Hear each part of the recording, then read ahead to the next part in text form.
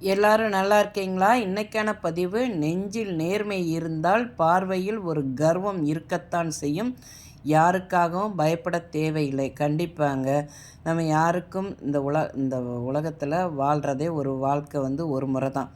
அந்த வாழ்க்கை நமக்காண்டி நாம் திமிரா வாழ்ந்துட்டு போகணுமே தவிர, அடுத்தவனுக்கு பயந்து நடுங்கி அப்படி வாழணும்னு அவசியம் இல்லை. அதாவது அப்படி வாழ்கிறவங்க என்னென்னா, வாழ்கிறவங்க அப்படி பயந்து வாழ்கிறவங்க எதனால் வாழ்வாங்க தெரியுமா? வாயை திறந்தாலே பொய் பேசுகிறவங்க, அடுத்தவங்கள பார்த்து நடிக்கிறது, நாடகம் போடுறது, அந்த மாதிரி மாற்றி மாற்றி பேசுகிறது, அடுத்தவங்கள தவறாக பேசுகிறது, இவங்க தாங்க.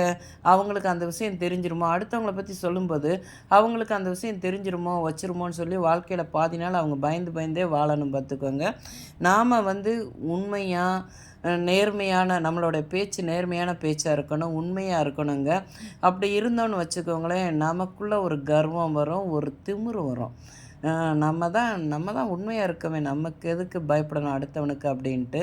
அதனால் நாம் அப்படி தாங்க வாழணுமே தவிர, இந்த பயந்து பயந்து வாழ்கிற வாழ்க்கையெல்லாம் நம்ம என்றைக்கும் வாழ்க்கையில் வாழ்ந்துடக்கூடாது. இந்த பதிவு உங்களுக்கு பிடிச்சிருந்தா பார்வதி வீட்டு சமையலுக்கு ஆதரவு கொடுங்க. ஓம் சாய்ராம்.